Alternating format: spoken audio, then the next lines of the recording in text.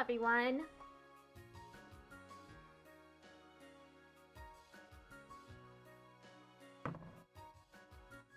It's time for my next stenography stream.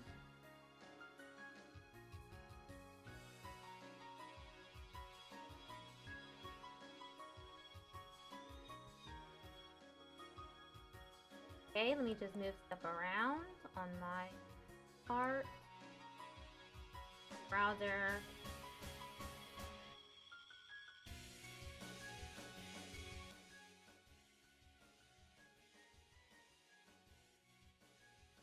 I think that's loud enough for the music.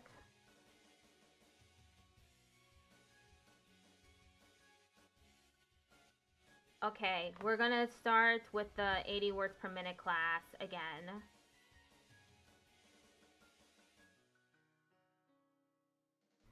Hello, welcome to the 80 drill class. We're going to start off with some common words to get our fingers going. Ready?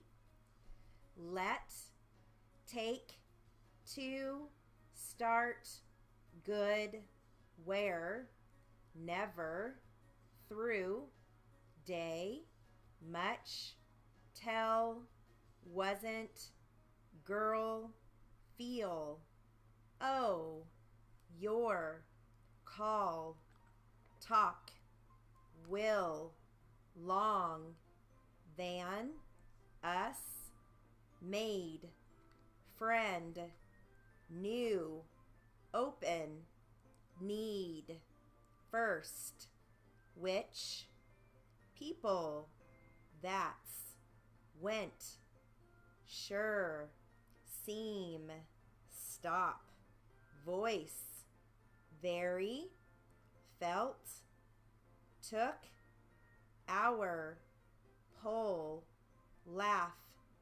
man, okay, close, any, came, told, love, watch, arm, anything, aisle, though, put, left, work, guy, hair, next. Okay. All right, moving right into a common phrase drill. Again, they're phrases that people often say, but not always ones we can write on our machine. And you want to phrase whatever you can possibly phrase to save strokes. Ready? If he wanted, if he wants, if I want, if I wanted, if you want, if you wanted, I want, I wanted, may want, shall want, she wanted, she wants, should have wanted, should want, so he wanted, so he wants, so I want, so I wanted, so you want, so you wanted, that he wanted, that he wants, that I wanted, that I want, that want, that you want, that you wanted, they want, they wanted, to have wanted, to want, what he wanted, what he wants, what I want, what I wanted, what you want, what you wanted, when he wanted, when he wants, when I want, when I wanted, where he wanted, where I want, where he wants, where I wanted, when you want, when you wanted, where I want, where you want, where you wanted, whether he wanted. Okay, let me add some of Right. these to my dictionary real quick. Okay, I have when I wanted. Just when I want. When you want.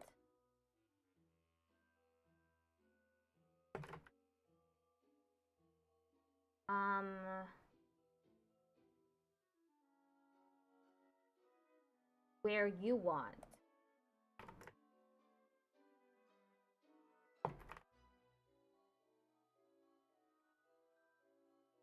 Okay, that's it.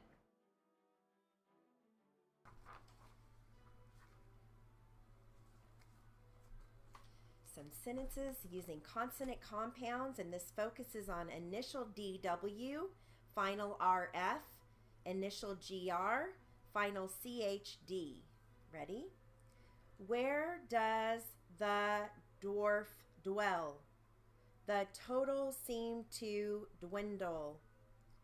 The dwelling was abandoned. Tess's scarf was found in the surf. The wharf is near the turf club. What is her curfew? The great grizzly bear growled. The scarf was found in the surf. The wharf is near the turf club. What is her curfew? The great grizzly bear growled at the man. We bought grog at the grocery store. The green Grizzly.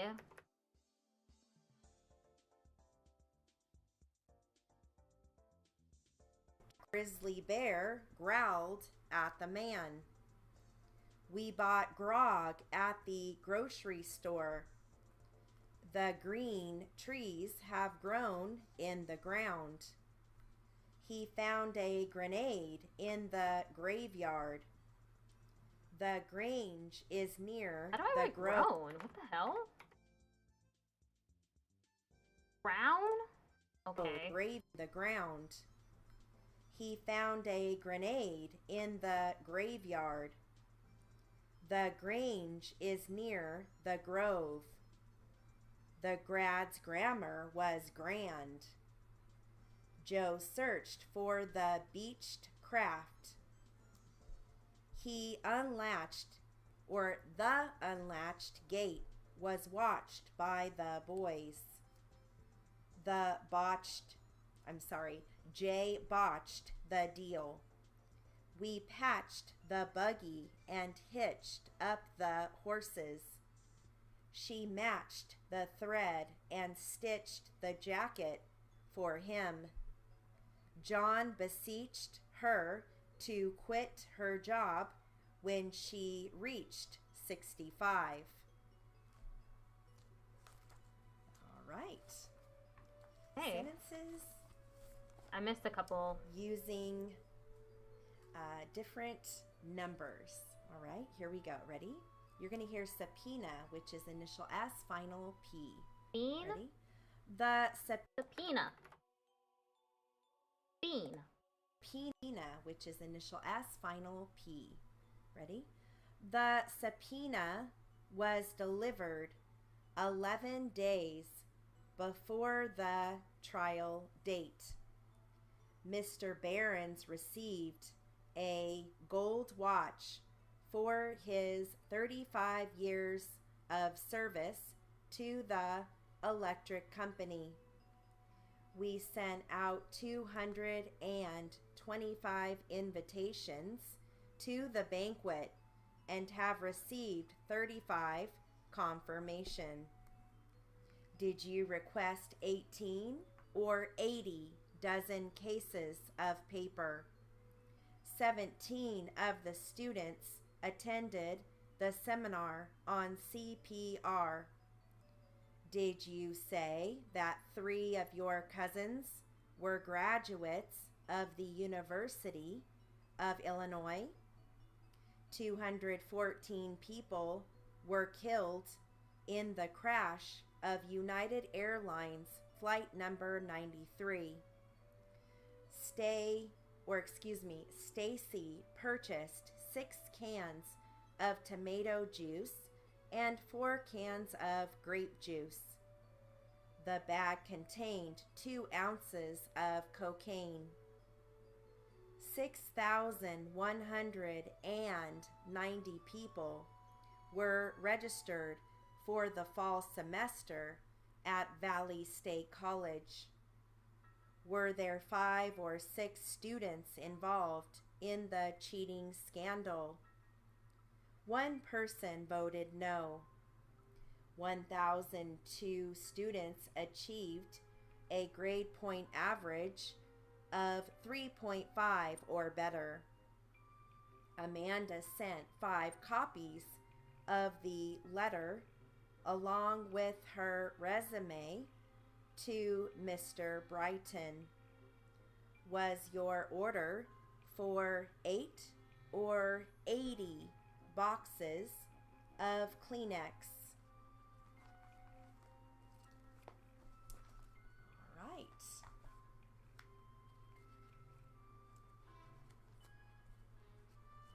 Our last drill is going to be the do and did drill. This focuses on do, did. Ready? I did. Did he go? You can phrase that whole thing. I can. D-E-G. Do you work? Did she try? Do you sleep? Did she arrive? Do you drink? Did he work? Do the men vote? Did you go? Do we have time? Do the men agree? Did you sleep? Did she tell you? Do you want to stay? Did she see you? Do they have a bar? Did he want to go? Do you have time? Did you see the car? Do they pay monthly? Did the show get out? Did he drink? Do you see the dog? Do the signals work? Did the plane leave? Do you have a license? Did the car hit you? Do you have any pain? Did they have supplies? Do you have the time? Did the pain continue? Do they open at 10? Did she have children? Do you have any money? Do your brakes work? Did you see the show? Did the tire leave skids? Do you have any paper?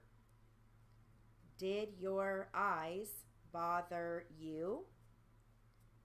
Do the programs begin now? Did the company merge? Do the cars appear the same? Did she come to the house? Do you think it will be all right? Did you have an examination?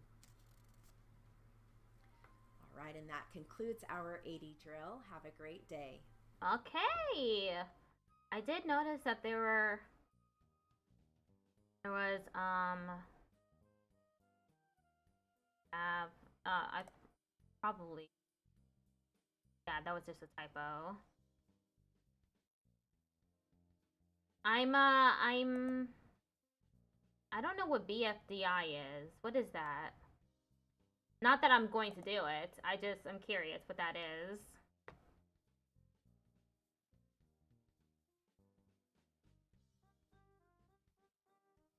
Okay, let's move on to the jury charge and literary. Hello, welcome to the 80 literary and jury charge. We're going to start off with some fun facts. Fun facts. This is called Uncle John's Dictionary of Word Origins.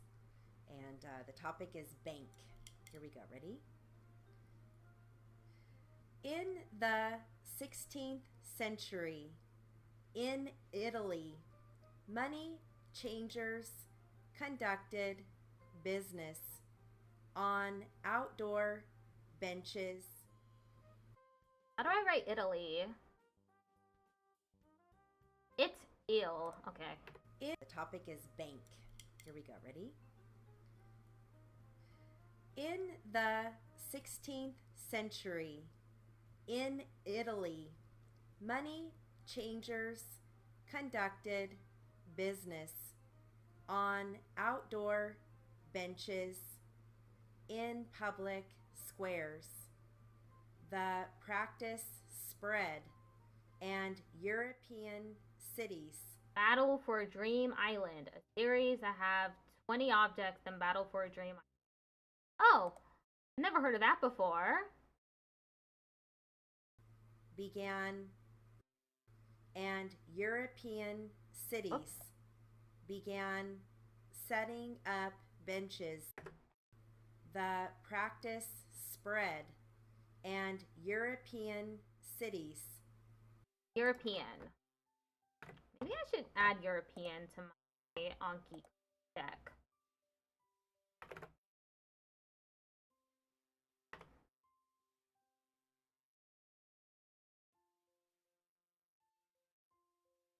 Okay, I added it.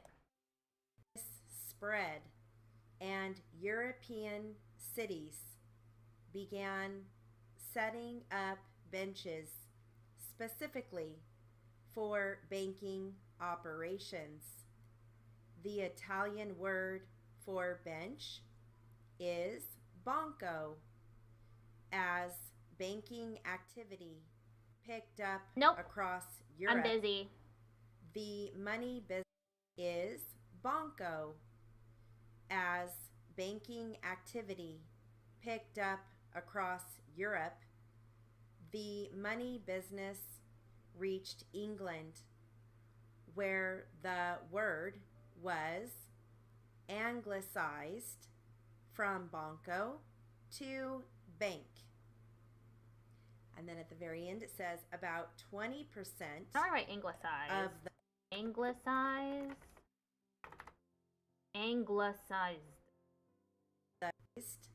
from banco to reached England, where the word was anglicized from banco to bank. And then at the very end it says about 20% of the trees in the world are Siberian larch trees. Fun little fact there. All right, some Latin and French words. Latin and French. I'm going to give you the words and then read you the paragraphs. You're going to hear ad valorem decree. Okay, I'm gonna have to Google this. You said add what? Ad valorem. Valorem. Let's see if this is in my dictionary.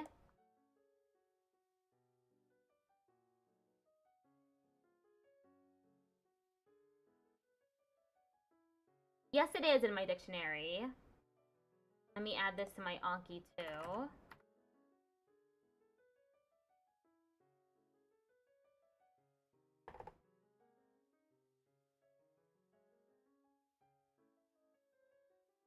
Ad valorem.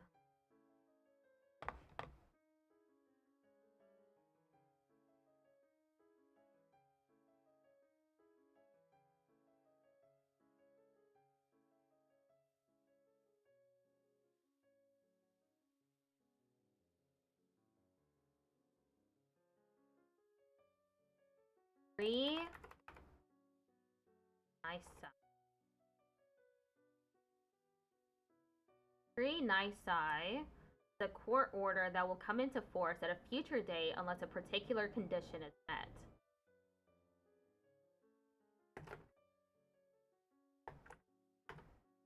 Okay, decree nisi.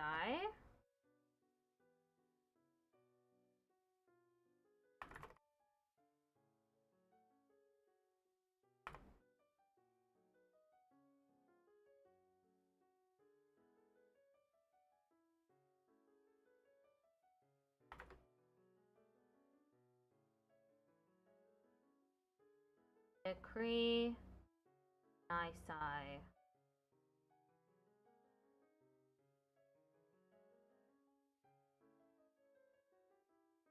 Nunc pro tunc.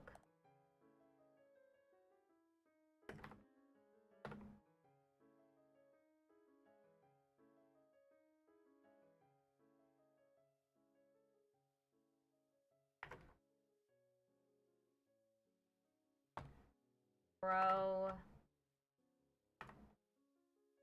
tunc. That one's not in my dictionary. I think the whole thing is. Yes, it is. Okay.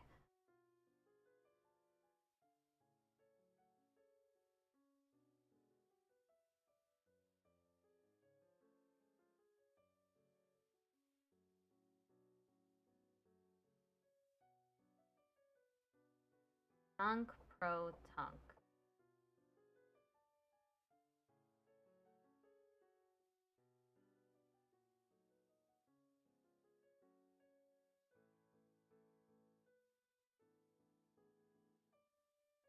There. Nunc pro tunc.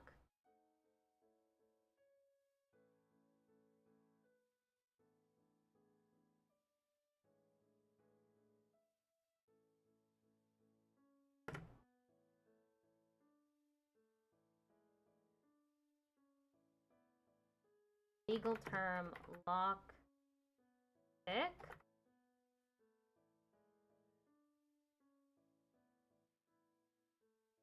Loc sit is an abbreviation that stands for loco citato, in the place cited, and opsit is opere citato.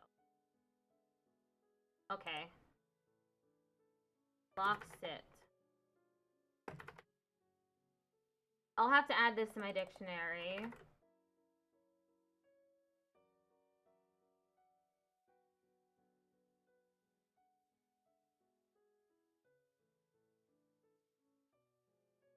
Loc sit.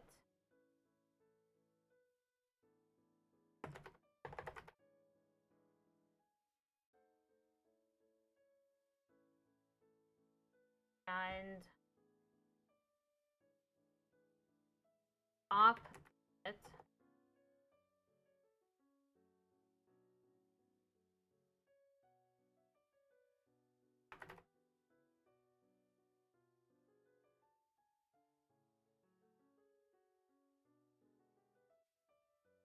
Okay, I have it. Oh, I forgot to add it to my monkey at quick.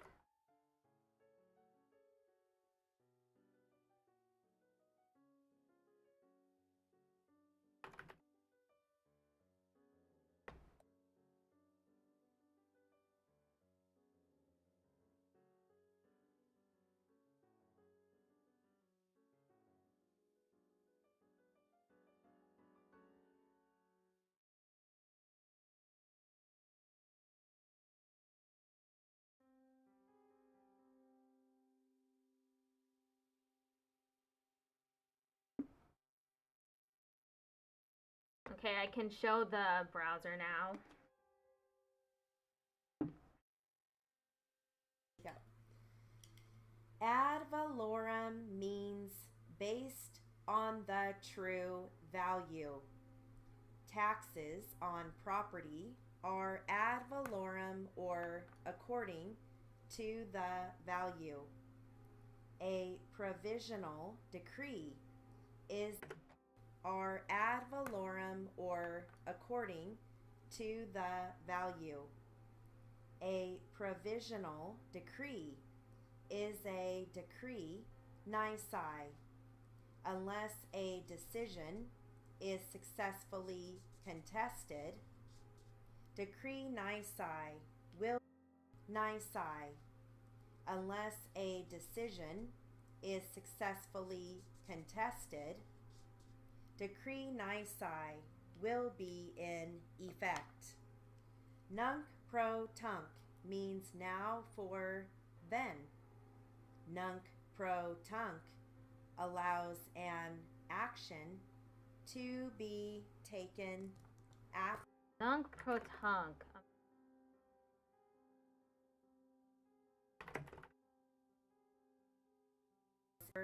Then. Nunc nisi will be in effect. Nunc pro tunc means now for then.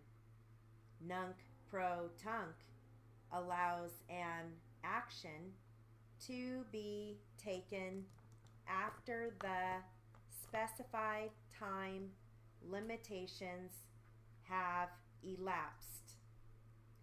Ad valorem is a method of taxing imports. A decree nisi is a method of taxing imports. A decree nisi is a temporary decree. Opsit means contained in the work as cited. Temporary.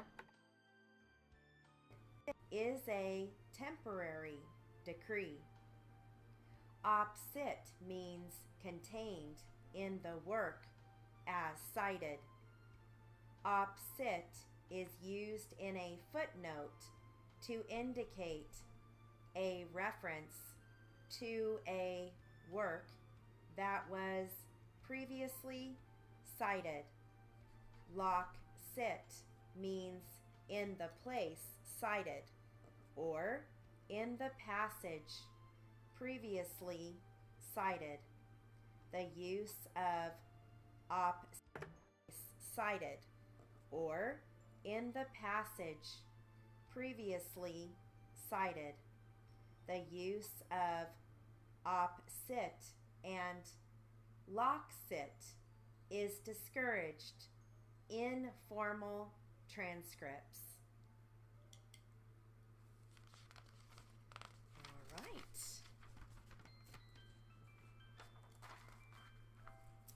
Moving right along. Got some jury charge. The subject is general. And you're going to hear instructions, which is written S-T-R-U-B-G-S for instruction. And then you're going to come back for final Z.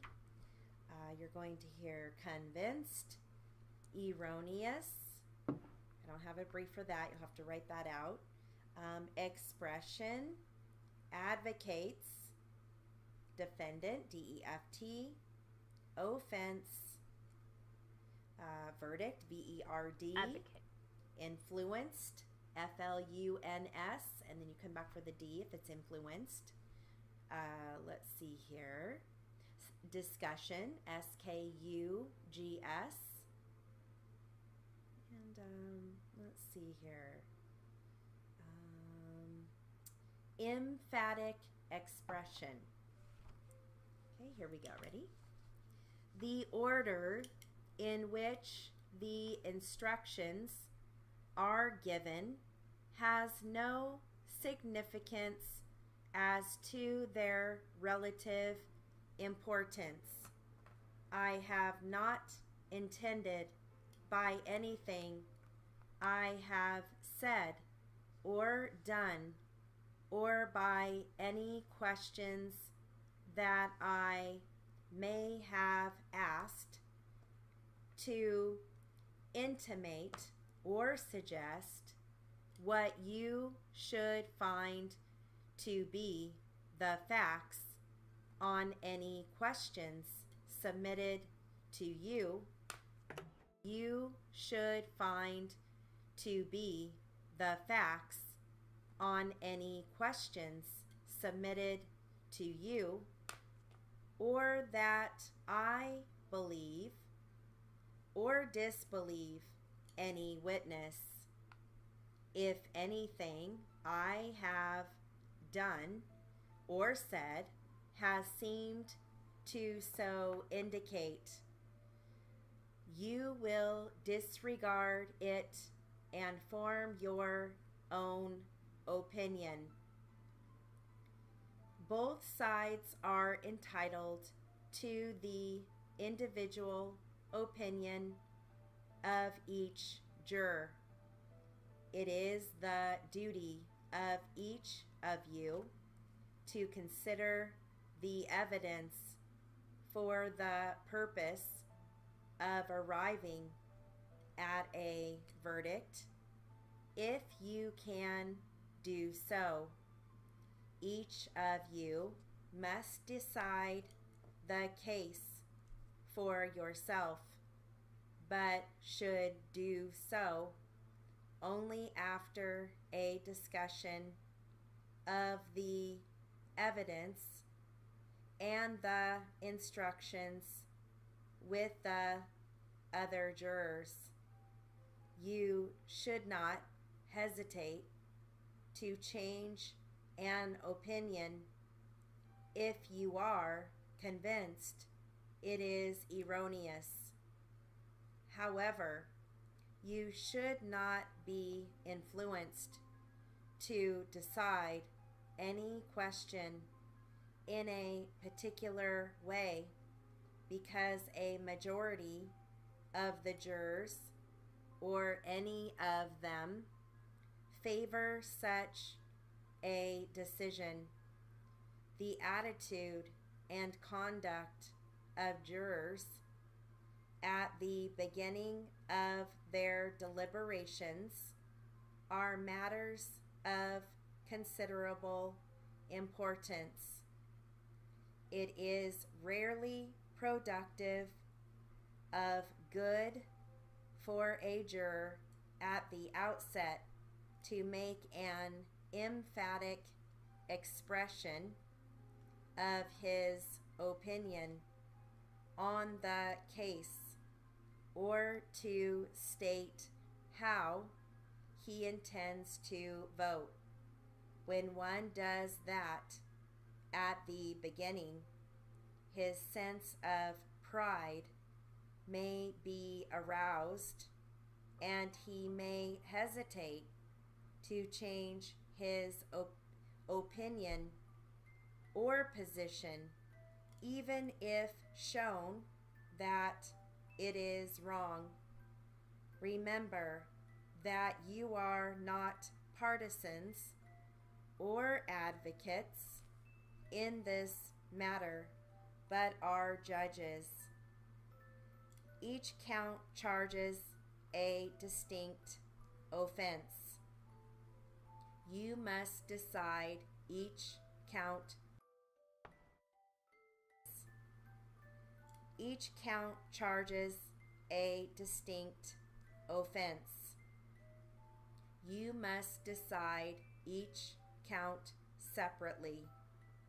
The defendant may be found guilty or not guilty on any or all of the offenses charged. Your finding as to each count must be stated in a separate verdict. Hey. Right.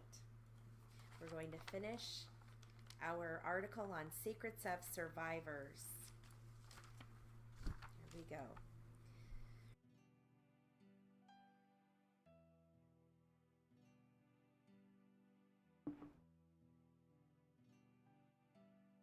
Just drinking some water.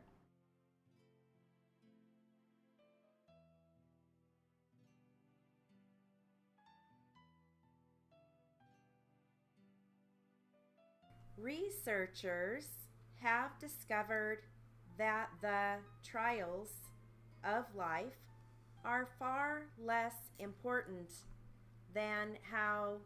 Here we go.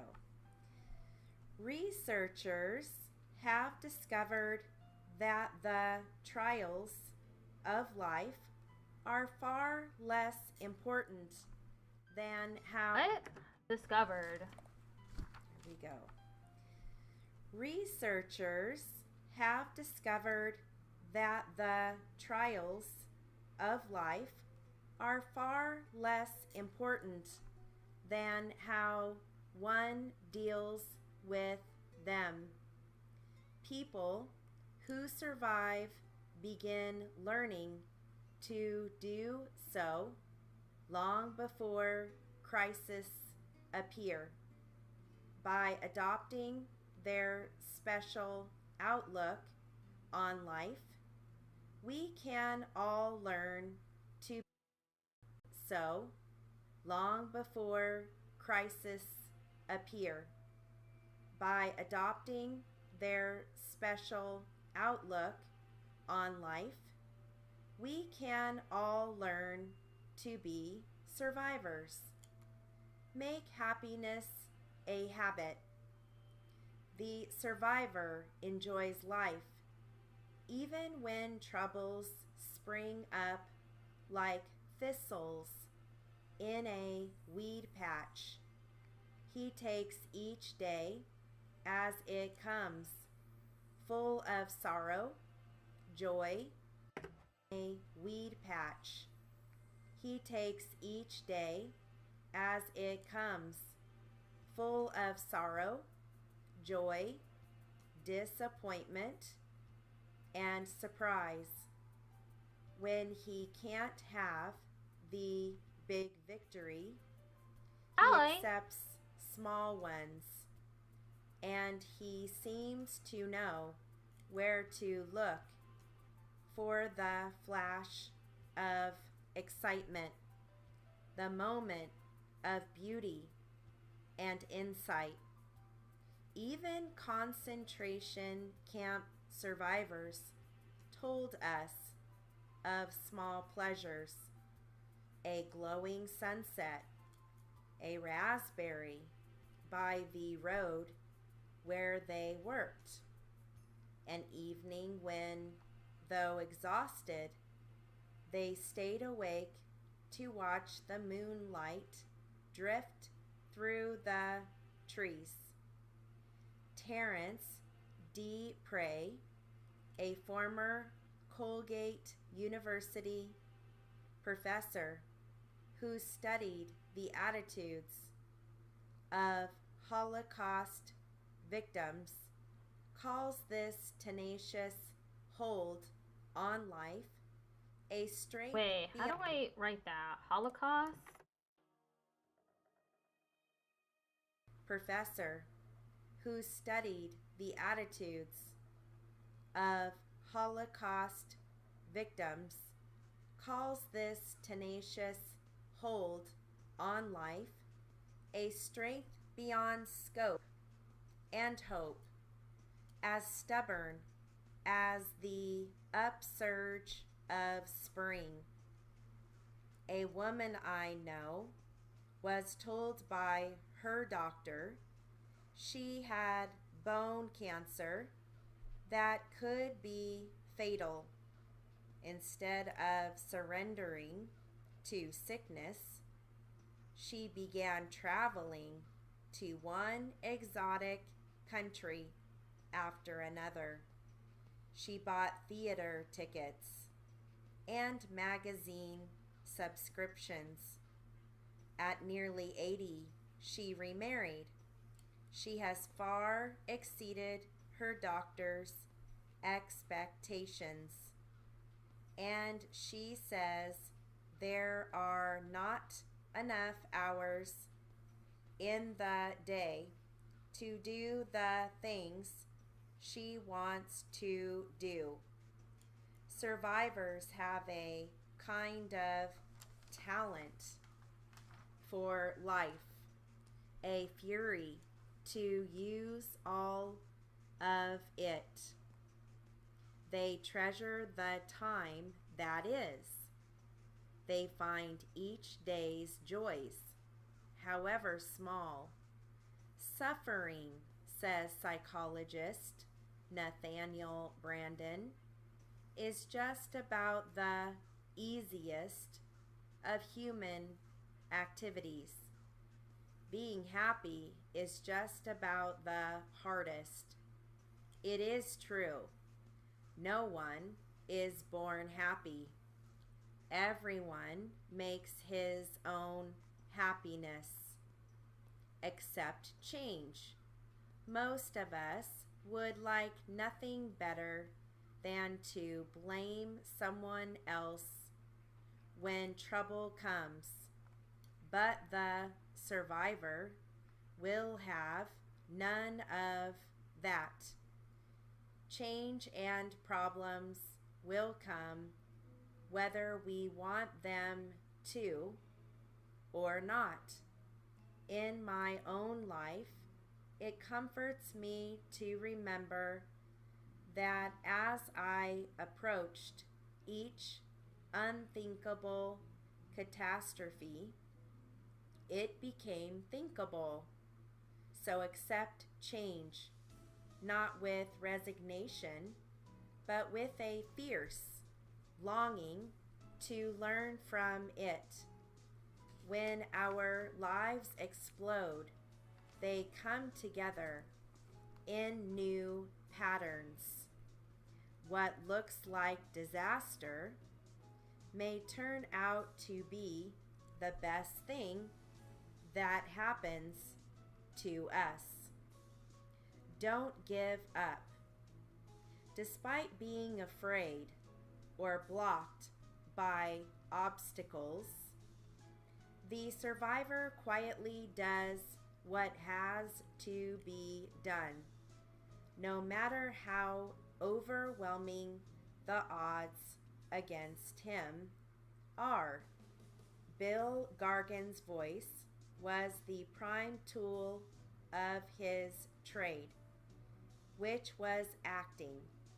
Then he got cancer and lost his larynx.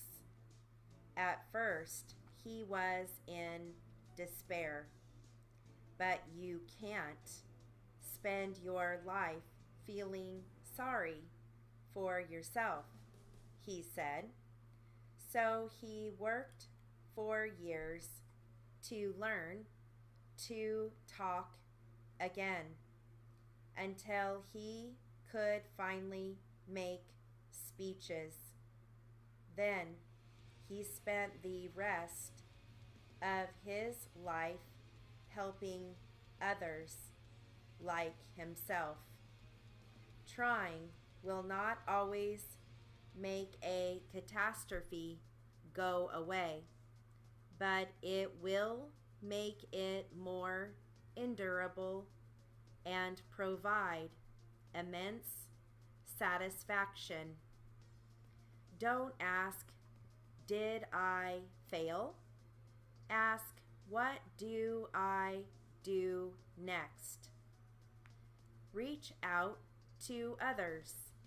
Recently, I encountered a cab driver who was particularly warm and friendly, helping me with books and parcels. I thanked him and asked if he enjoyed his work. Not right now, he replied, explaining that his young wife had been killed in an accident only a week before. Oof. I marveled at his courtesy in the face of such pain. He simply said, "It's not your fault my wife died. Why should I take it out on you?" The survivor cherishes involvement with others. Though he readily asks for help when it is really needed, he does not take out his woes on others. Rather, he believes his own troubles help him understand the hard times of others. The survivor is a giver.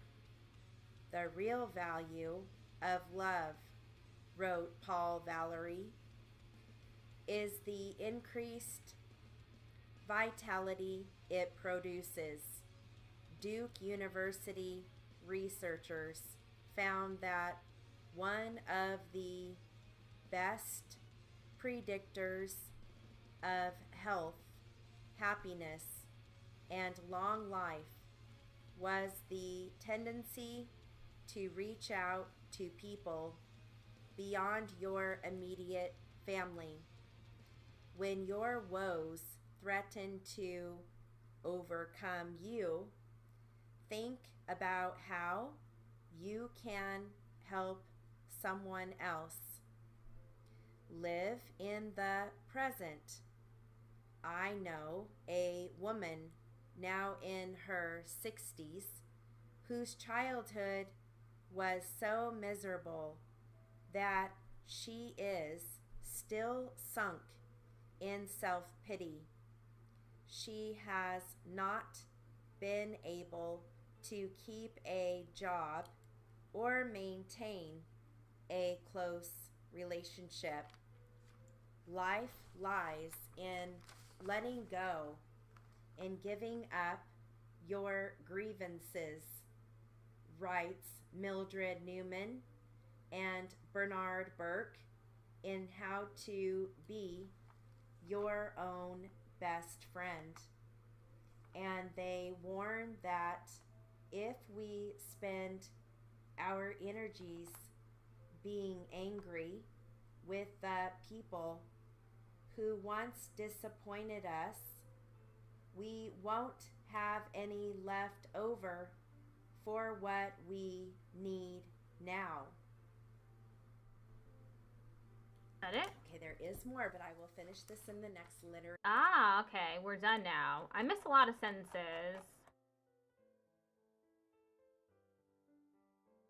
Okay, let's go to the Q&A now. Hello everyone, welcome to the 80 Q&A practice. We're going to start off with defense questioning. Ready? Did you like Bobby getting into the bed with his pants off? It wasn't no big deal.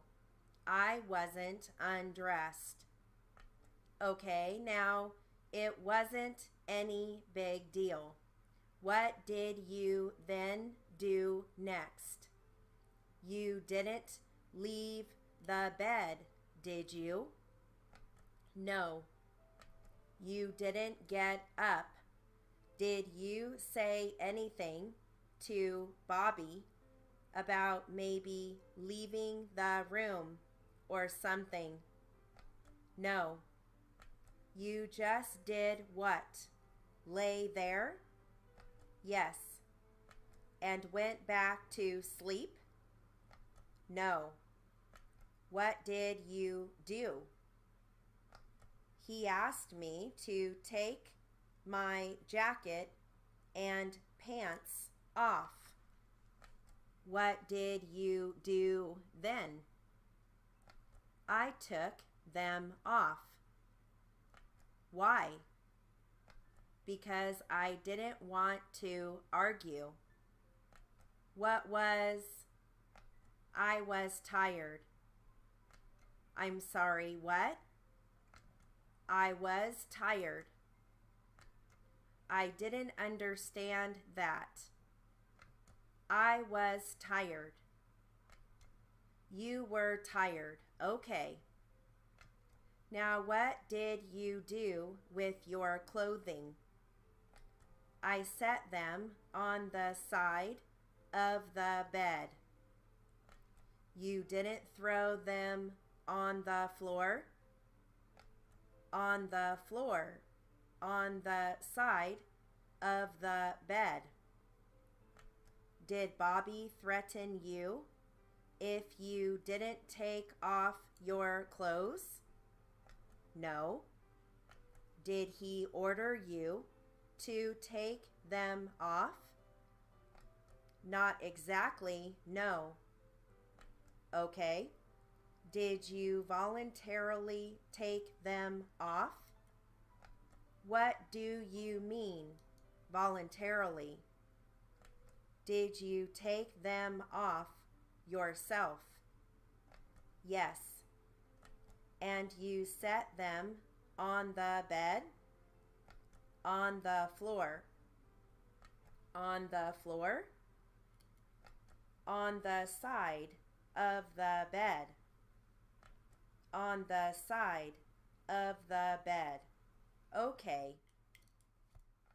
Jesus, that's a lot. Switching transcripts. That's a lot of repeating those. On the floor, on the floor. On the side of the bed. On the side of the bed. Okay. Here we go. Okay, next. And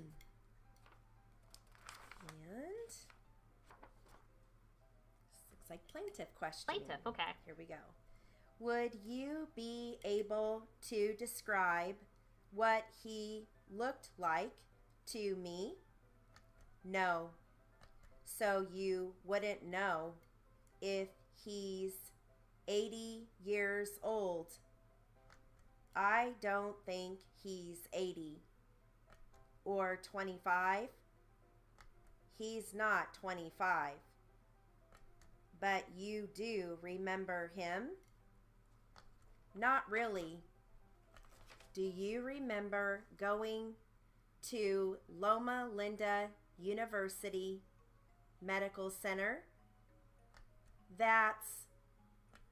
You do remember going to that university medical center in Loma Linda? Yes, and I think that name sounds familiar. Okay. How many times did you see Dr. Shook? More than 1, 2 at the most. Did Dr. Shook recommend physical therapy? No, I think Dr. Mackay did. Okay, let's get back to your present complaints. Have you ever had any complaints of pain to the base part of your neck, the base part of your skull, and the neck area before this accident? No. Well, before the accident, I was really limber and I could touch the ground, you know, and not bend my knees. But now I can't touch the ground. Touch the ground with your hands? Yes. Now, what about between your shoulder blades? Did you ever have any pain between your shoulder blades before this accident? No, I was like pain-free. Sometimes when you would go to the chiropractors, would it help or hurt you? Help. It would help you. And how long would it last? I'd say that day. What about the physical therapist? Would that be about the same?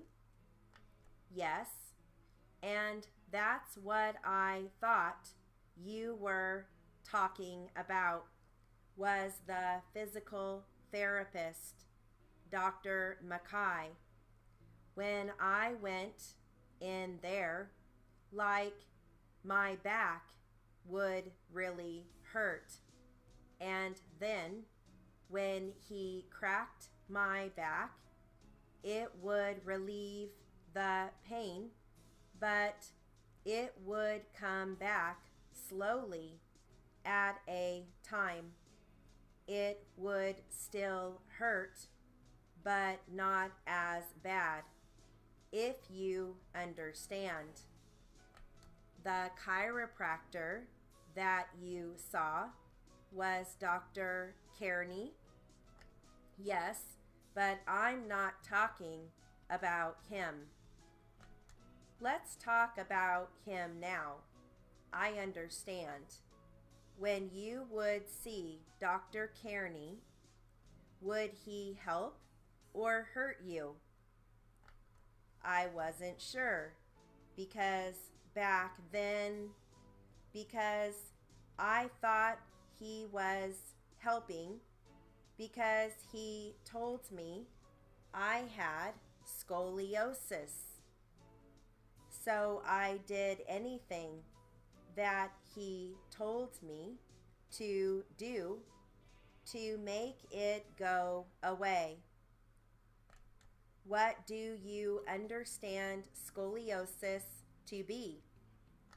Your backbone to be crooked. Okay. Do you know anybody else in your family who has that condition? My mother. Has anybody told you that it's something that you can inherit from your mother? Yes. And Dr. Kearney is the only doctor who's told you that he thinks you have that? Yes. Has any of your other doctors ever told you that you may have a scoliosis condition? Not that I remember. Have any of your doctors told you that this might be a condition that could later creep up and not be evident until you're older? Do you understand my question? In a way. Let me rephrase it. I want you to be on the same wavelength as I am. Has any doctor that you may have treated with who may have considered the scoliosis in the back, has anybody ever told you that maybe this is something that they won't be able to determine until you're a little older? I've heard that, yes. Has any of your doctors ever said that to you? Yes. Or explained it to your mother while you were there? Yes, but I don't remember whom, but I've heard it. Are you involved in sports at school? I used to be, but not anymore. This was when you were in, they call it middle school now. Did they call it junior high school or middle school?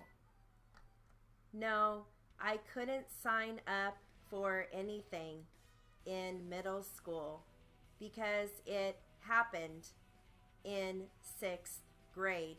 So before that. Oh, that's it. I don't know how to write scoliosis. I was tripping over that. Scoliosis.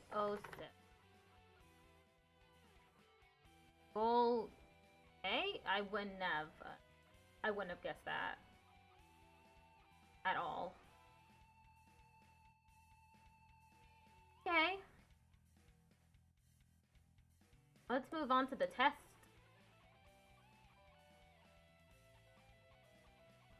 Hello, this is an 80 Q&A test.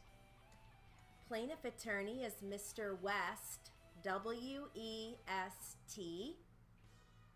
Defense attorney is Mr. Delaney, D-E-L-A-N-E-Y. Again, plaintiff attorney Mr. West, W-E-S-T. Defense is Mr. Delaney, D-E-L-A-N-E-Y. This test is going to start with defense. Right. Here we go. Ready? All right. Let me go briefly off the record. Let's go back on the record. Okay. So, to your knowledge, besides the 2005 injury, which is back at Hartford, you are just claiming the 1 CT, which is a cumulative trauma for your years of working at Nabisco. No, not just the one. So you are claiming more Okay, ad starts in 1 minute. than one injury? Yes, I am. Are you claiming specific injuries for each time? No, the one for my upper back, and then this one, which happened when I lifted the boxes. Okay, would that have been the 6/18 accident? So that's the difference.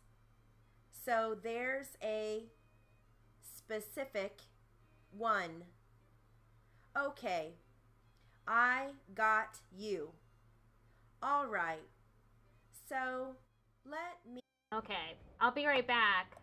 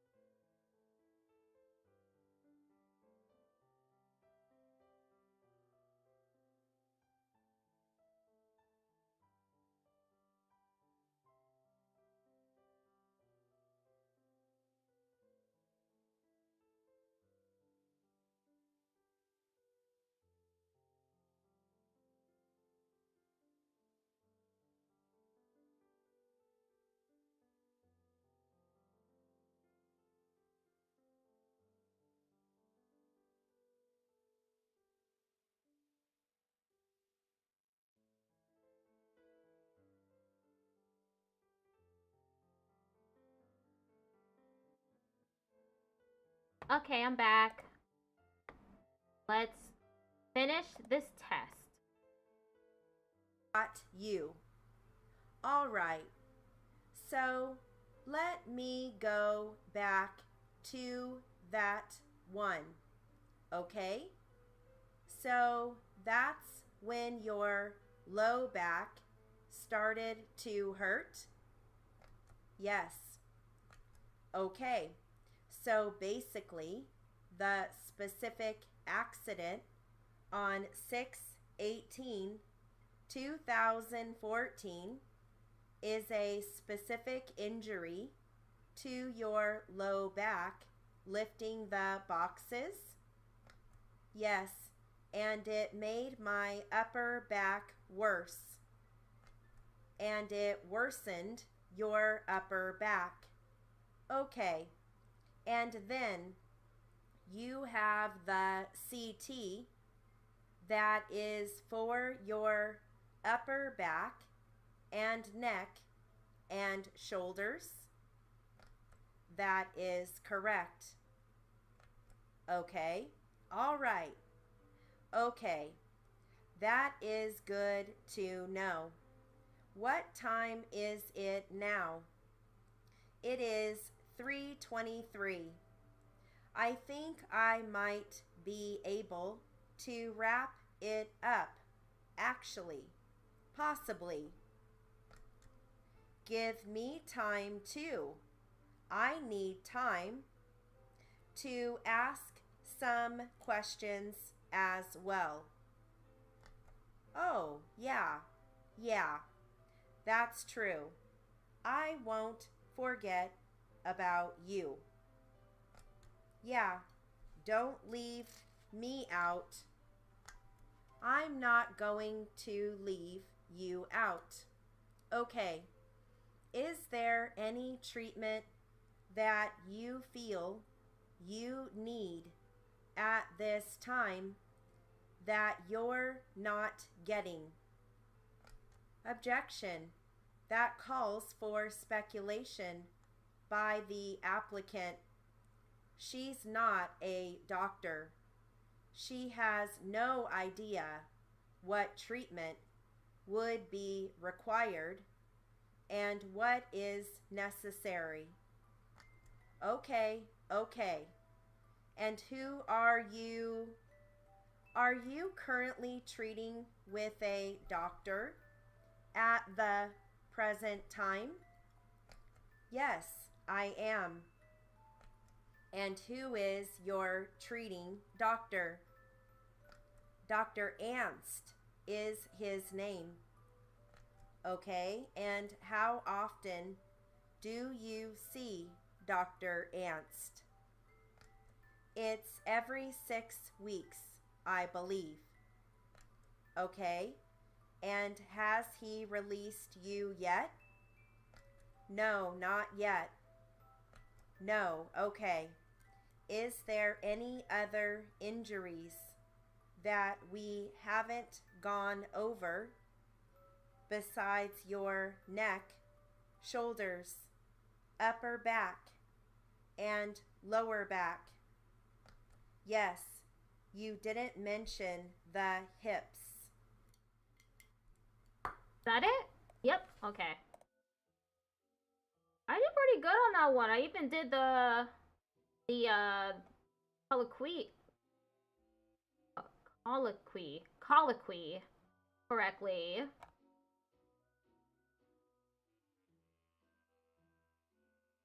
Okay, let me click into the next class, and then I'll be doing the 100 words per minute class. Right here. If she takes out the cheese book, I'm zooming past. And if she only does drills with like numbers in it, but no sentences, then I'm skipping that too.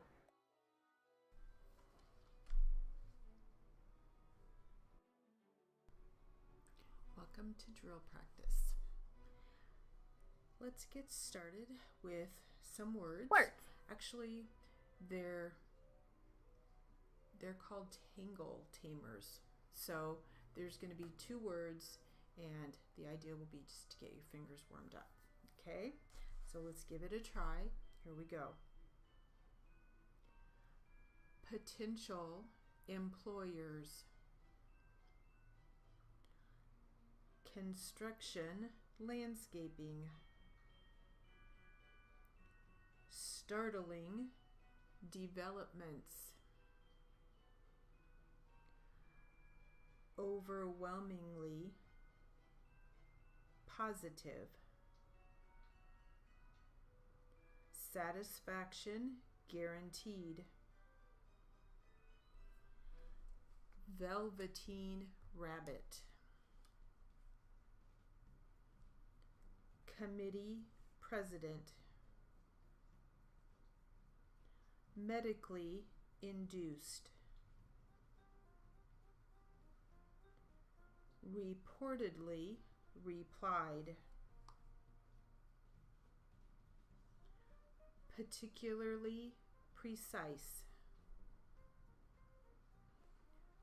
Beach umbrella. Undocumented workers.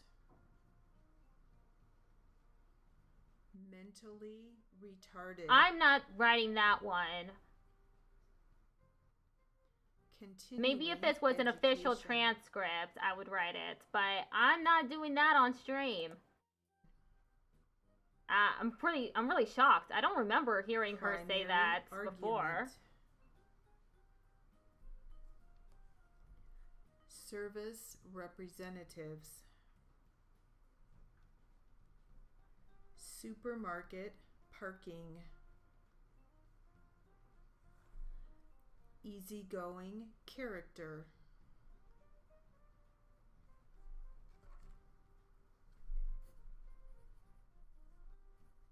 Man, I can't believe she said a slur on my stream. Not cool.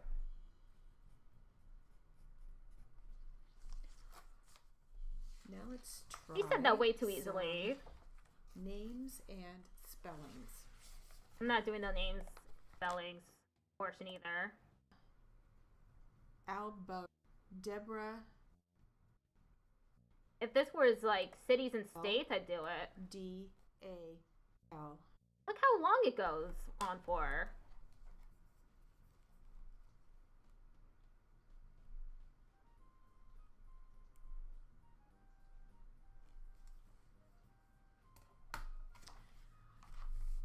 All right, now for a drill with cities and states. Cities and states. Cities and states. Ready? Brea, California. Hayward, California. Santa Rosa, California. Westbrook, Connecticut. We're at Connecticut again. Wilton, Connecticut. I forgot to spell Connecticut. This is what happens to you when you're doing steno. You forget how to spell things. Connecticut.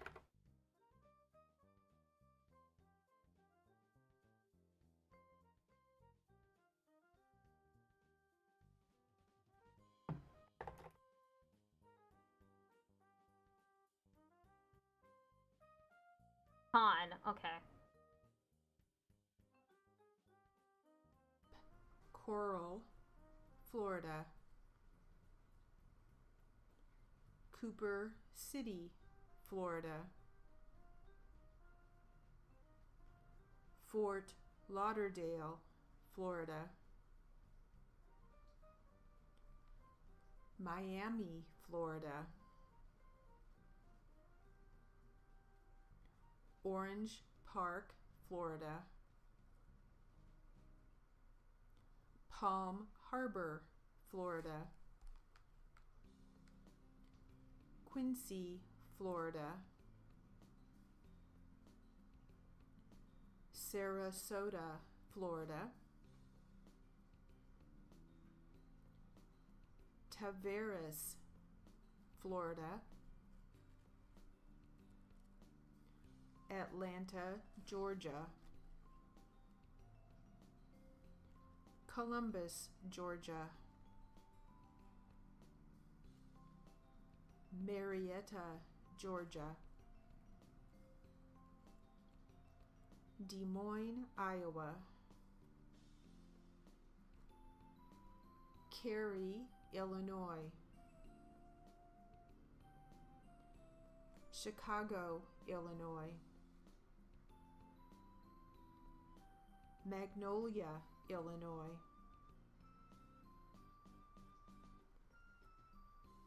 Wilmette, Illinois.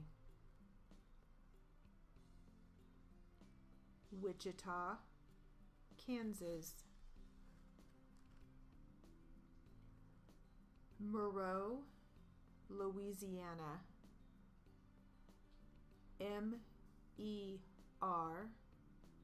MERAUX. Millis, Massachusetts. Shrewsbury, Massachusetts.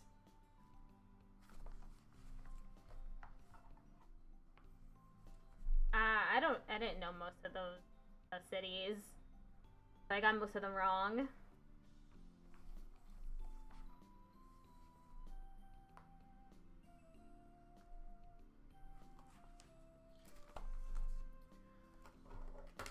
Let's read from our book about wishes. Oh, okay, the wish book. The wish list. See if any of these wishes are our own wishes. Here we go. Hire a personal shopper. Visit the American Museum of Brewing History and Arts in Kentucky. Eat my favorite foods blindfolded. Play folk music in a coffee house. Learn archery.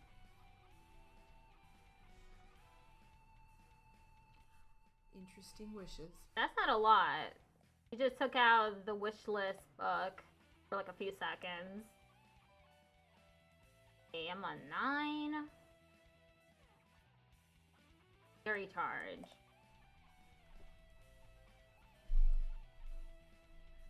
Welcome to literary and jury charge practice. Let's get started with some jury charge practice. Here we go. Ready? Gentlemen of the jury, the plaintiff filed this action in the district court of this county and alleged that on the 18th day of June, 1926, the defendant, in consideration of the annual premium set forth therein, delivered its policy of life insurance to Thomas M. Doolittle, deceased. That the face of the policy was $6,000 with a provision, however, that in the event of death from an accident, the defendant agreed to increase the amount payable to $12,000. That on the 5th day of January 1958, said deceased, Thomas Doolittle, died by reason of an accident. That the plaintiff furnished the defendant with proof of death, affidavits, certificates, and statements of parties having knowledge or information concerning the same, and made demand upon the company for the payment of the total sum of $12,000, that on or about the 15th day of March 1958, the defendant paid the plaintiff $6,000 by reason of the execution of the policy, with the understanding, however, that said payment would not preclude the plaintiff from prosecuting a claim against the defendant for the sum of $6,000, that the defendant refused to make further payments, and plaintiff prays judgment for $6,000, payment of which she claims is due under the terms of the policy. For some reason, a lot of that just went over my head.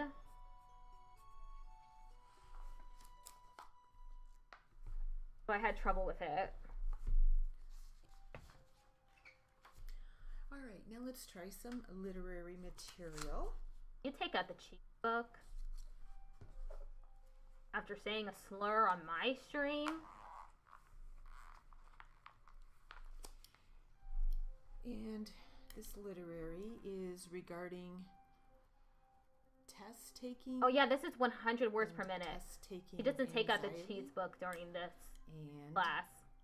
Some good tips for conquering that. Here we go.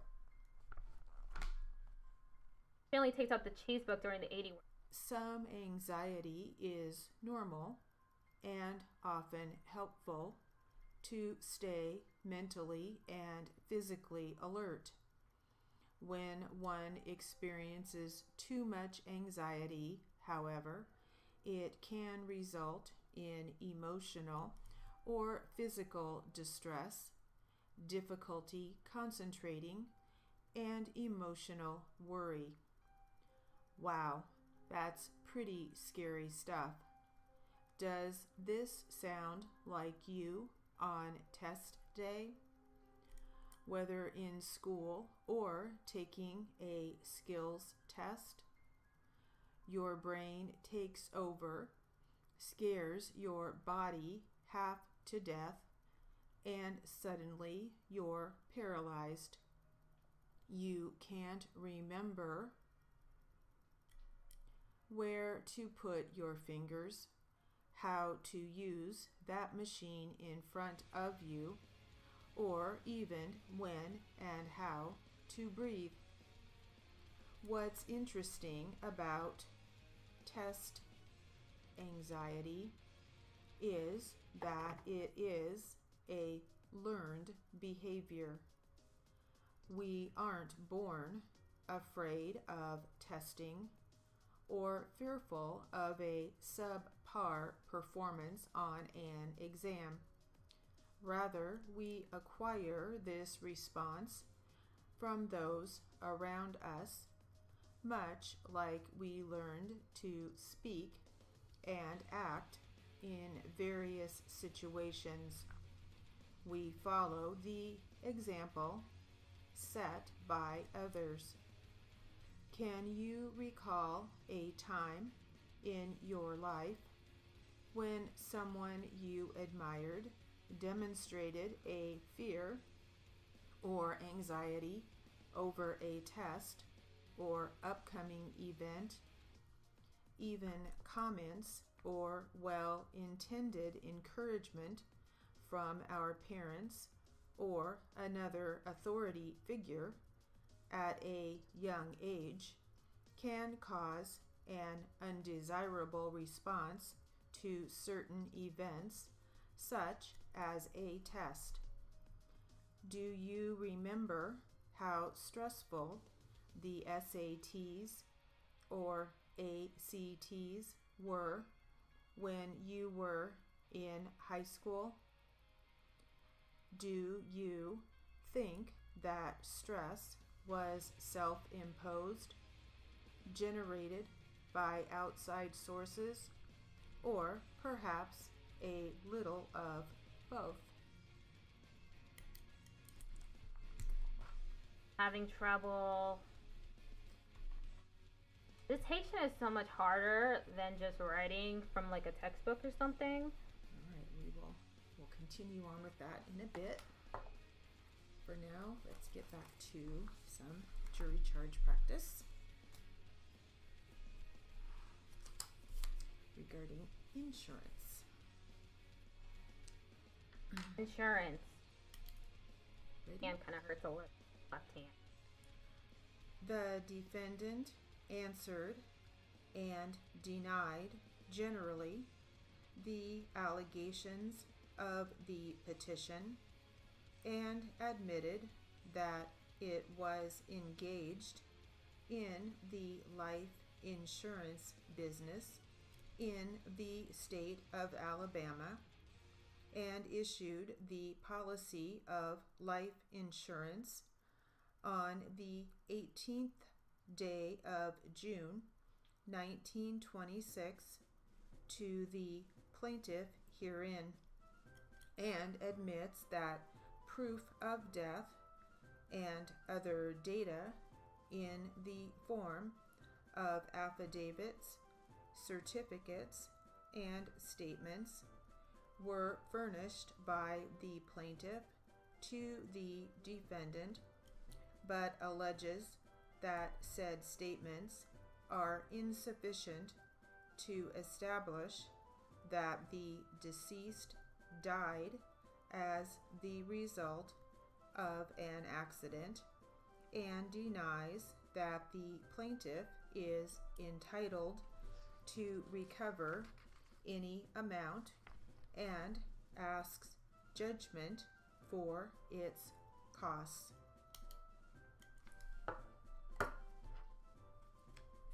What did I have trouble with? Certification. No, certificate. Includes that jury charge. Okay. Certificate. Denied. 3 strokes. One of those 3 strokers. That should really be 2. So let's start this one, and the subject of this jury charge is condemnation proceedings.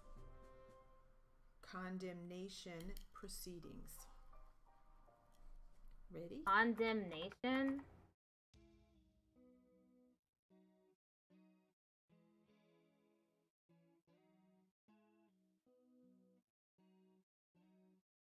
Okay. If the issue in this case is the constitutionality of the statutory provision made for taking the property, its constitutionality seems clear. If, as I assume to be the case, the issue... How do I write constitutionality?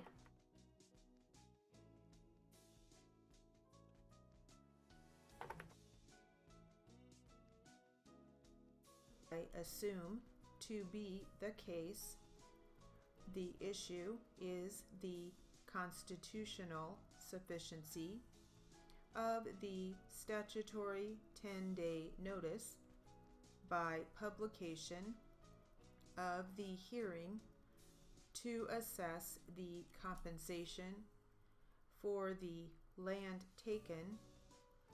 I consider such a provision to be within the constitutional discretion of the lawmaking body of the state. In weighing the due process of condemnation procedure, some reasonable balance must be struck between the needs of the public to acquire the property and the opportunity for a hearing as to the compensation to be paid for the property. Just compensation is constitutionally necessary, but the length and kind of notice of the proceeding to determine such compensation is largely a matter of legislative discretion. The minimum notice required by this statute may seem to some to be inadequate or undesirably short, but it was satisfactory to the lawmakers of Kansas. It also has been upheld by the Supreme Court of Kansas and the United States Court of Appeals for the 10th Circuit.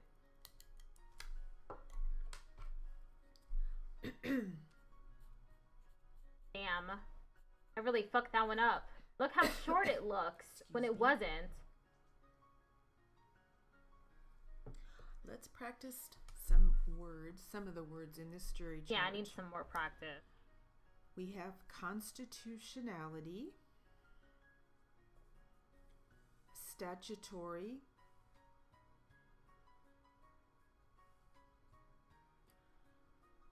constitutional sufficiency, constitutional sufficiency,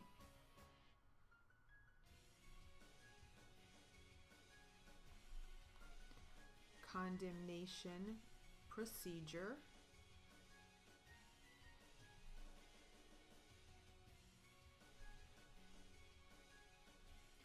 legislative, discretion, legislative discretion,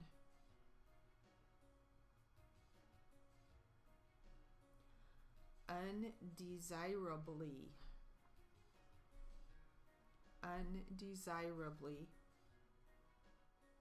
Undesirably. I wrote it. All right, we will get back to that jury charge.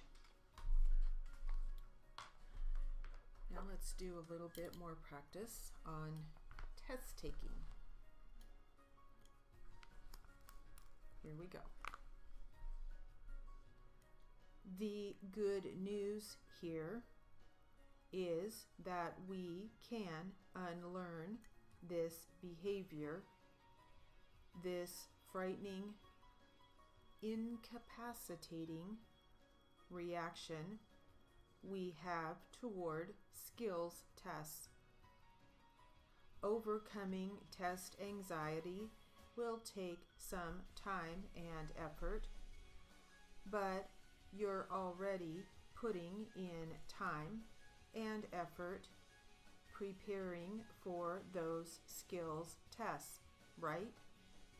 So let's look at what things you can incorporate into your practice sessions that will help you tame the test anxiety beast. To understand how to modify your approach to testing, let's first take a basic human physiology lesson. Your brain is made up of neural pathways on which information travels to other parts of your brain and body. Much like a hike in the woods, the first time or two that you use a path or blaze a new trail, the going may be slow while you remove obstacles from your way. But the more you walk that path, the more trampled down the trail becomes, the wider it is, the easier the walk, and the more people can use the same trail. In other words, you widen and strengthen that trail just as you widen and strengthen a neural pathway.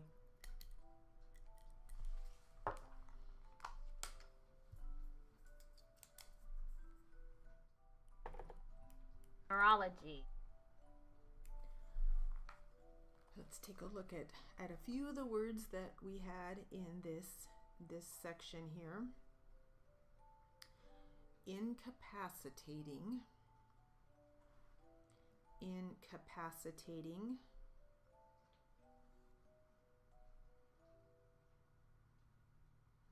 Anxiety.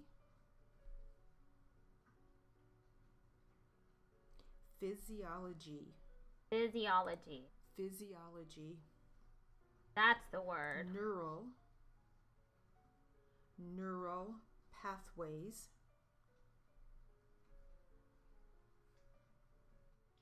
Obstacles. Obstacles.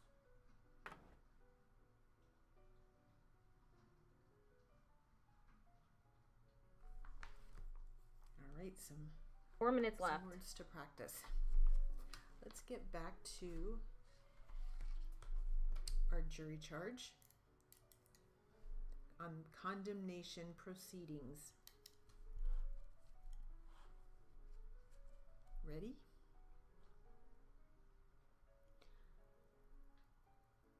To proscribe it as violative of the federal Constitution fails to allow adequate scope to local legislative discretion.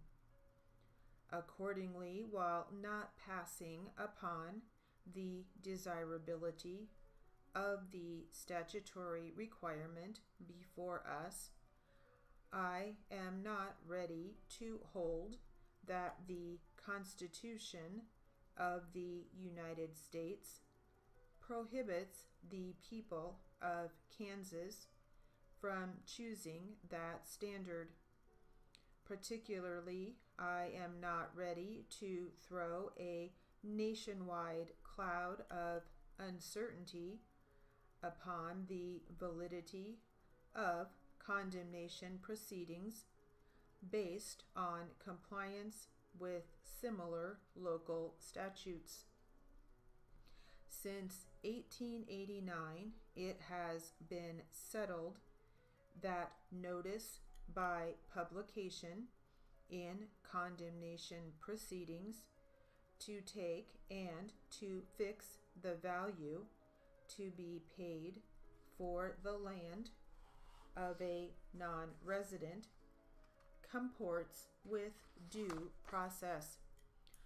I agree with the court below and with the opinion of the Court of Appeals for the 10th Circuit rendered in the comparable case of Collins versus Wichita, which came to our attention at the last term of court and in which certiorari was denied. Therefore, I would affirm the judgment here.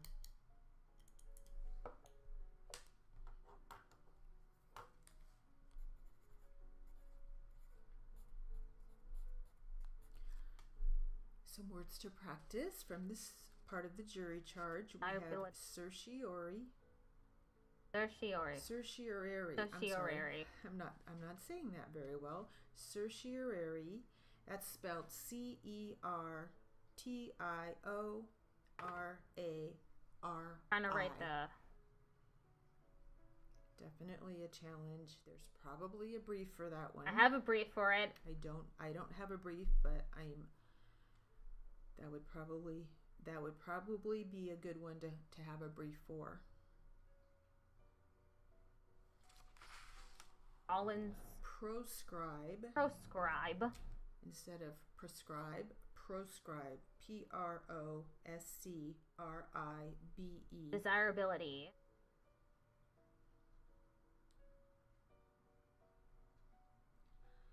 Nationwide. Cloud. A nationwide cloud. Nationwide cloud. All right. Definitely some more words to practice from that. Okay, we're moving on to the next Q&A.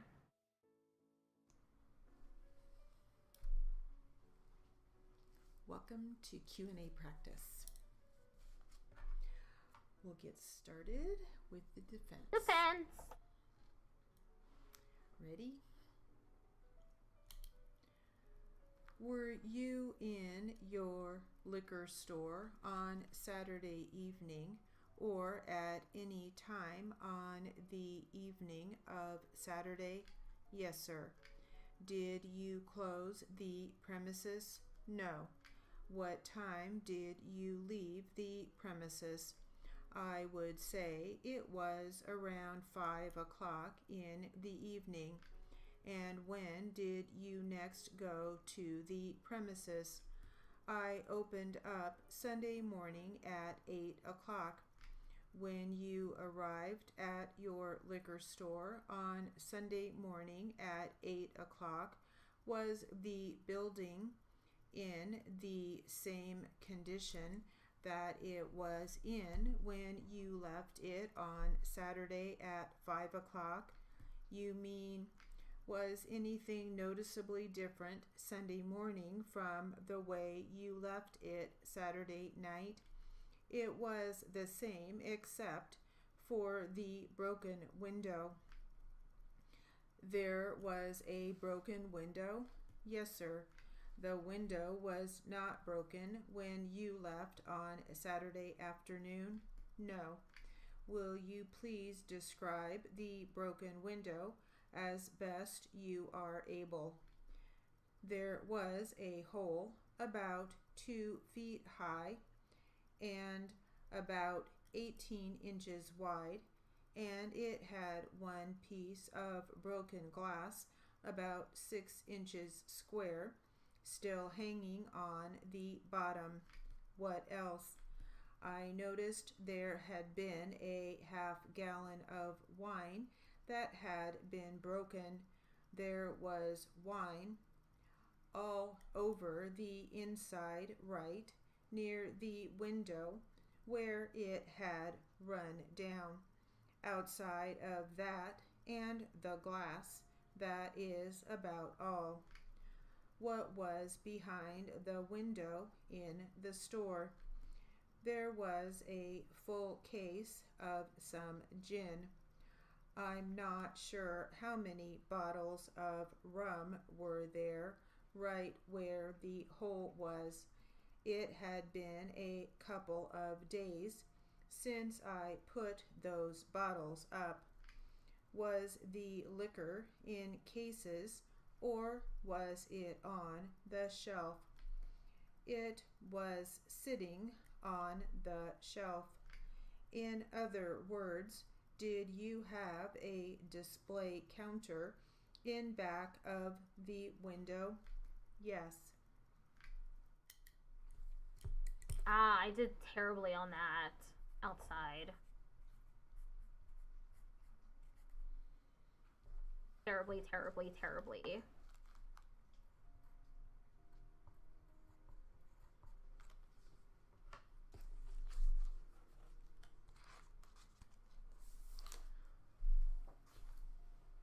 Let's practice now some for voice from our transcript. And we'll start with the plaintiff. Ready? Okay. and how they patrol. So there was just 3 days where I was observing them, okay, patrol. While in that 3-month field training mode, when I say area, I mean the geographic area. What geographic area did you cover with, for example, with Scott Strong? My entire time with Scott Strong. You want to know what geographic area I covered with him? Yeah. Was there a lot of different locations you covered with him? There were just a few. The beginning of our phase started out with 2 or 3 days of patrolling the unincorporated areas. When you say unincorporated, what it would, go ahead. It would include around Riverside. Would it include the area where this accident happened? Yes, that would be during the month you were with him. The first few days, okay, and then after that we went over to the interchange of the 5 and the 22, okay. And how about with Susan? I don't mean to be overly informal. Or Officer Arnold. With both Officer Arnold and Officer Morris, we tended to patrol the areas of the 522 interchange and the east end of our area, which is the 57 and 60 interchange. So you never patrolled the area where this accident happened with either Officer Arnold or Morris, correct? With regard to Officer Strong, you spent maybe a few days patrolling the area where this accident, or that included where this accident happened? Yes. And then after that couple of days, you covered another area? Yes. And the other area I think you mentioned was what? The 5 and 22 interchange. That seems to be a popular spot, huh? Correct. Okay. And of the few days that you spent with Officer Strong when you were in the patrolling the area which included this area, how many times do you think you would have gone past, if you did, the location where this accident happened while you were with Strong? Approximately 3 or 4 times. And because that would have been in the first few days of your training, the very beginning of your field training, I'm sure there's a lot of communication at that moment, or that first few days, with you and Officer Strong, where, you know, you're pretty much focusing on him and what he's saying and the like. Is that true? Yes. Did you investigate any accidents that happened in the location where this accident happened while you were on your field training with Officer Strong? No. Did you make any stops in any way in the area where the accident happened? No. Do you have any particular memory as you sit here today, and even going by the location where the accident happened with Officer Strong? No. Prior to the beginning of your field training with Officer Strong, had you ever been by the area where the accident happened before in your life? Not to my knowledge. Okay. Without telling me any addresses, can you tell me what, at the time of the accident, what city you lived in? I lived in Santa Ana. And then, after your field training, 3 months was completed around May of 10. What did you do with CHP? I then began patrolling as a solo officer. And where did you start to patrol? I began patrolling many different areas for the next 9 months. Okay, let's start in chrono. I'm going to try and do things in chronological order so you'll follow me. As soon as you finished your field training service or instruction, what was the first area that you were assigned to patrol? Well, it doesn't really work that way. It will change for every day of the week. Okay, where we patrol. Why don't we do it this way? Tell me all the areas in that next 9-month period where you patrolled. I patrolled the majority of the work days or the work week. Let's do it however you want to do it. What was your work week, by the way? I typically would work Tuesday through Sunday Thursday through Sunday. It was a 4-day work week. On Thursday and Friday, I would usually work somewhere along the 522 interchange area, an area you've become very familiar with, correct?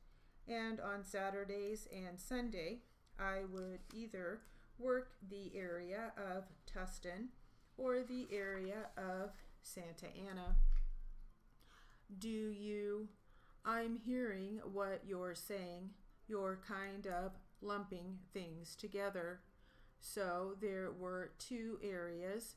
There was either the Tustin Avenue area or the Santa Ana Tustin Avenue area.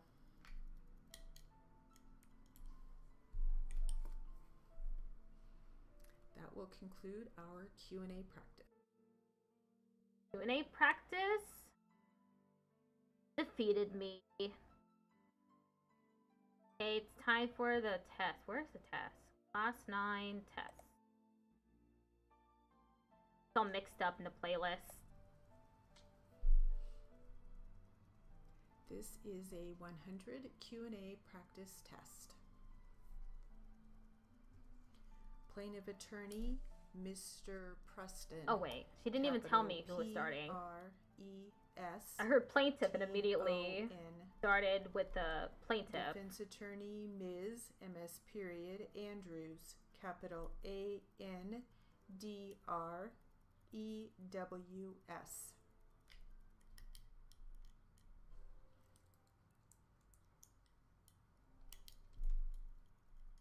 And we'll start with the defense attorney. Okay, it's the defense attorney, not the plaintiff, like I had it.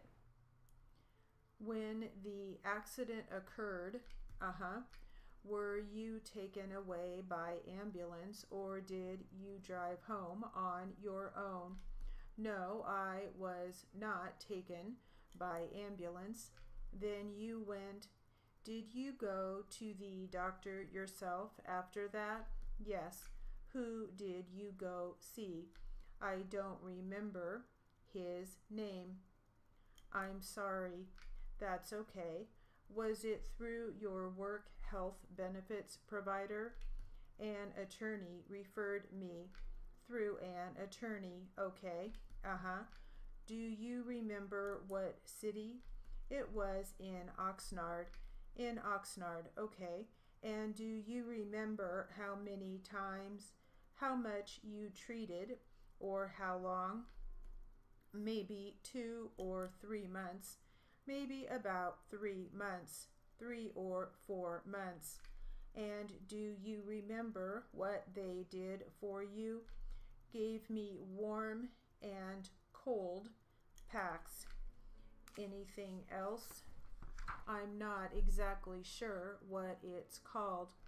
Like a TENS unit type of thing? Uh-huh. Did you fully recover from that accident, or did you have some lingering disability? Fully recovered. Did you get any kind of a settlement? Yes. And do you remember how much? I think it was around 10,000. Do you remember the name of that attorney? No, I'm sorry, I don't. Was he in Oxnard too, or no? Do you remember what city he was in? Los Angeles. He was in LA? Uh-huh. Any other civil suits you've filed for any other injury, car accidents, or anything of that nature? Not that I can remember, no. Okay, great, all right. Now this would be a good time to just real briefly go over your work history. You can start from now and go back, or from maybe out of high school and come forward. Oh boy, that far back? Just generally. Let's go for the first one immediately before the school. Let's start with the school. When did you start there? 2005. Was that full-time or part-time? Full-time. And what was your job title? Administrative assistant. And who was your supervisor? Linda Gray. Linda Gray. Do you know how to spell that? Grey. And can you, I guess I'll ask it now, just briefly describe your duties when you started? Well, when I started, I was hired as the administrative assistant for the school, but I was also the executive secretary for 2 other agencies. Do you know what agencies those were? I only remember one, the Los Rios Water Authority. Los Rios? Los, L-O-S. Oh, Los Rios. I'm sorry. What was that again? Water Authority. And how long did that last that you were doing all 3? Until March 2013. And then you were just doing the school after that? Well, in 2011, I believe it was 2011, maybe 2012, I also became the board secretary in addition to those other duties for another organization. And then, did you keep your other job being the executive secretary for the other 2? I worked for all 4 of those agencies. Ah, I did not do good on that. I've missed so many sentences. Many of which I didn't even record the speaker ID. Well, that's it for the stream. Click into next class. It's class 10. Hey. Let me take down that.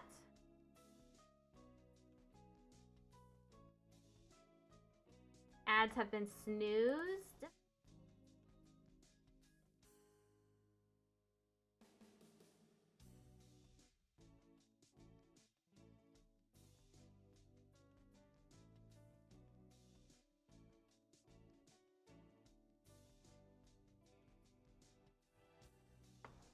Let's raid the spaceship. Let me see how long it's going for. 2 hours and 29 minutes. Let's raid them. They are playing Control. A fantastic game. I'll be back tomorrow for Yakuza Kiwami 2. I'm gonna be doing any sub-stories that are remaining on the map. And the Cabaret Club. Goodbye, everybody.